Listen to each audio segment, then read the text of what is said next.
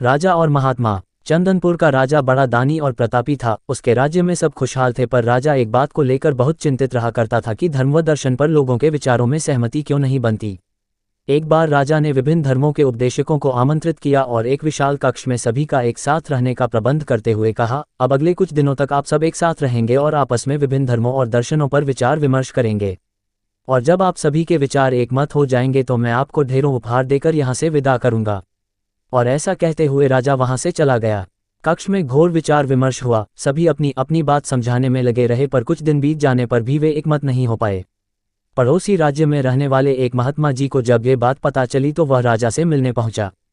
हे राजन, मैंने सुना है कि तू बड़ा दानी है, क्या तू मुझे भी दान देगा? महात्मा जी बोले, अवश्य, बताइए आपको क्या चाहिए? राजा बोला, महात्मा जी, मुझे तेरे अनाज के गोदाम से कुछ अनाज चाहिए। उद्धरण चिन्ह। राजा जी, बिल्कुल, आप मेरे साथ आइए। और राजा उन्हें गोदाम तक ले गया। वहां पहुंचते ही महात्मा जी बोले, अरे ये क्या राजन, तुम्हारे गोदाम में तो तरह तरह के अनाज रखे हैं, तुम इन सब की जगह कोई एक अनाज ही क्यों नहीं रखते? राजा को ये सुन थोड़ा अचरज हुआ और वह बोला, ये कैसे संभव है? अगर मैं गेहूं, चावल, दाल इत्यादि की जगह बस एक अनाज ही रखूंगा तो हम अलग अलग स्वाद और पोषण के भोजन कैसे कर पाएंगे? और जब प्रकृति ने हमें इतने ढेर सारे अन्न दिए हैं तो बस किसी एक अन्न का ही प्रयोग करना कहाँ की बुद्धिमानी है? बिल्कुल सही राजन, जब तुम विभिन्न अनाजों की उपयोगिता एक से नहीं बदल सकते तो भला विभिन्न धर्मों के विचारों और दर्शनों को एक कैसे कर सकते हो? सबकी अलग अलग उपयोगिता है और वे समय समय पर मनुष्य का मार्गदर्शन करते हैं। महात्मा जी ने अपनी बात पूरी की। राजा को अपनी गलती का एहसास हो चुका था और उसने कक्ष में बंद सभी उपदेशकों से क्षमा मांगते हुए उन्हें विदा कर दिया।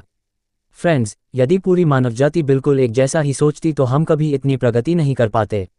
हमारे विचार ही हमें यूनिक बनाते हैं। मैनेजमेंट के क्षेत्र में भी लीडर्स ऐसी टीम बनाना चाहते हैं जिसमें अलग अलग अनुभव और विचार के लोग हों। अतः अगर कभी आपका विचार औरों से मेल ना खाए तो इससे घबराने की ज़रूरत नहीं, बल्कि ये देखने की ज़रूरत है कि पूरी पिक्चर में आपका विचार कहाँ फिट हो सकता है। और दूसरी तरफ यदि किसी और का ओपिनियन आपसे मेल ना खाए तो उस पर नाराज होने की बजाय ये समझने का प्रयास करना चाहिए कि उस ओपिनियन का कहाँ और कैसे यूज़ किया जा सकता है। कैसी लगी वीडियो कमेंट बॉक्स में कमेंट करें। लाइक, सब्सक्राइब और शेयर करके लाखों करोड़ों लोगों का उत्साह बढ़ाइए। बेल आइकॉन प्रेस करें। आपके अपने motivational speaker mister Amit Kumar गोला। दिल की गहराइयों से प्यार भरा बहुत बहुत धन्यवाद।